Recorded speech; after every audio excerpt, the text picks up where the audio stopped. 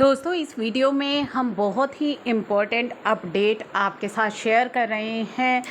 आपके पास income tax department की तरफ से हो सकता है कि इस तरह की मेल आ रही हो जिसमें आपको क्या कहा गया है। आपको कहा गया है डियर टैक्स पेयर, ये देखा गया है कि आपने जो रिफ़ंड क्लेम किया है अपनी आईटीआर के अंदर, जो आईटीआर आपने फ़ाइल की थी असेसमेंट ईयर 22-23 की जो आईटीआर अभी आपने फ़ाइल करी है, तो आपने अपनी आईटीआर के अंदर जो रिफ़ंड क्लेम किया है, जो क्लेम किया है your income tax return has been identify, आपकी जो आईटीआर है वो आइडेंटिफाई की गई है under risk management process of income tax department.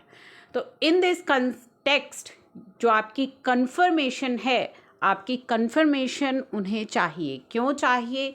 कि क्या जो है रिफंड आपने जो क्लेम किया है अपनी आईटीआर के अंदर वो करेक्ट है या कोई ओमिशन है उसमें, तो उसके लिए वो आपकी कंफर्मेशन चाहते हैं। रीज़न क्या है, क्यों चाहते हैं वो? It is seen that you have revised your return of reduced gross total income, या तो आपने रिवाइज करी है। Verify correctness in your claim in respect of reduced gross total income in your return of income. तो वो verify करना चाहते हैं बेसिकली कि जो आपने जो क्लेम किया है वो करेक्ट है। तो इसकी वेरिफिकेशन के लिए आपके पास ये ईमेल आ रही है। This communication is intended to alert you on my possible incorrect claim या omission in the above mentioned return of income. आपको सिर्फ अलर्ट कर रहे हैं वो।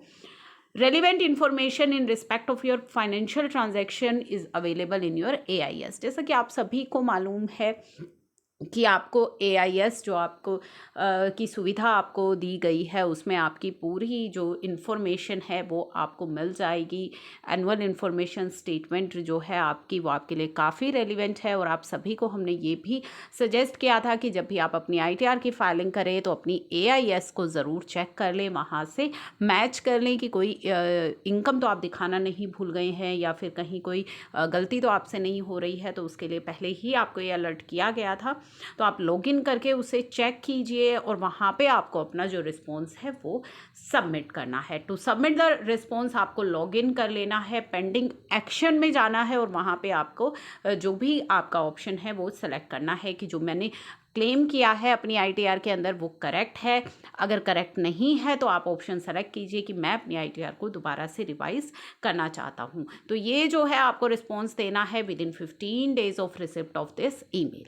ठीक है, 15 दिन के अंदर आपको रिस्पॉन्स देना है। इन केस अगर आपकी इन्फॉर्मेशन करेक्ट है, आपसे कुछ गलती हो गई है या कोई ओमिशन है, तो आप अपनी ITR को रिवाइज कर लें।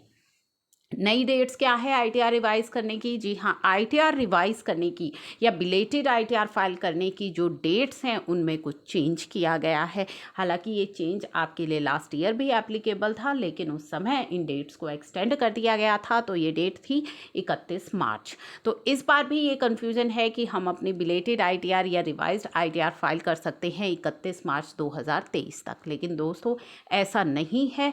इन डेट्स को बदल दिया गया है, यानी कि पहले जो ये 1 साल का समय होता था, अब आपके पास केवल 9 मंथ्स का ही टाइम है। तो आपकी जो डेट है, ड्यू डेट है, वो है revise return and belated return file करने की जो ड्यू डेट है अब वो चेंज हो चुकी है, वो है 31 दिसंबर 2022। तो यही आपके लिए डेट एप्लीकेबल है। ओरिजिनल ड्यू डेट आपकी 31 दिसंबर 2022 ही है। तो इस डेट तक आप अपनी रिटर्न को रिवाइज कर सकते हैं। अपने ITR अभी तक फाइल नहीं करी है तो बिलेटेड ITR आप फाइल कर सकते हैं।